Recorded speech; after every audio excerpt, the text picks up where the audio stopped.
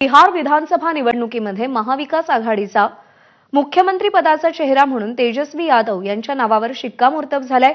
महागठबंधनचा चेहरा म्हणून त्यांच्या नावावर शिक्कामोर्तब झालाय।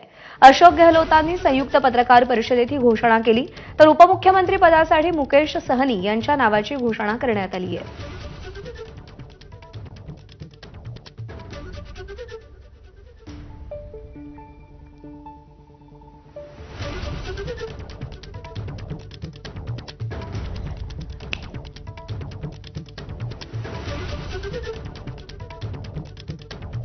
हम लोगों ने जनता के सामने प्रण लिया है, संकल्प लिया है कि ऐसा कोई परिवार नहीं जिस परिवार के पास अगर सरकारी नौकरी है और जिन परिवार के पास सरकारी नौकरी नहीं है उन परिवार को एक सरकारी नौकरी तेजस्वी देगा।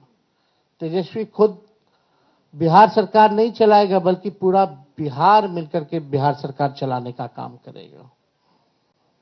तेजस्वी सीएम बनेगा, साथ में सभी बिहार के लोग सीएम बनेंगे, यानी चेंज मेकर बनेंगे। इस सरकार को उखाड़ के फेंकने का काम करेंगे। आणि सोमेश कोलगे आपल्याला अधिक अपडेट देतील। सोमेश, तेजस्वी यादव यांच्या नावावर मुख्यमंत्री पदाचा चेहरा म्हणून शिक्कामोर्तब झालाय। कितपत फायदा होईल महागठबंधनला या नावाचा, या चेहऱ्याचा?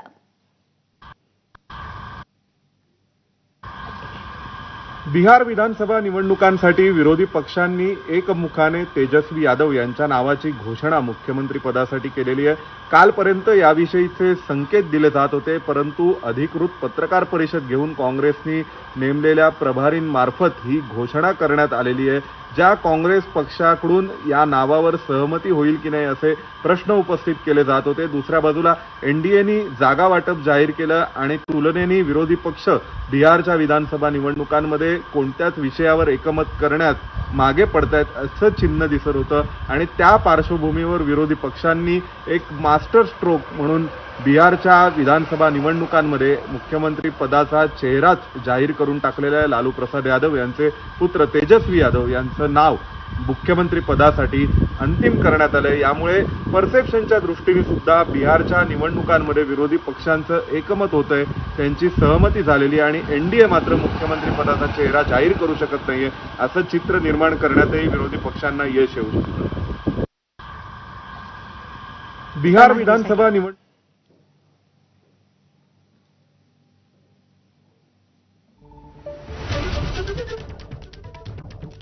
सोमेश, धन्यवाद दिलेल्या या सगळ्या सविस्तर माहितीसाठी।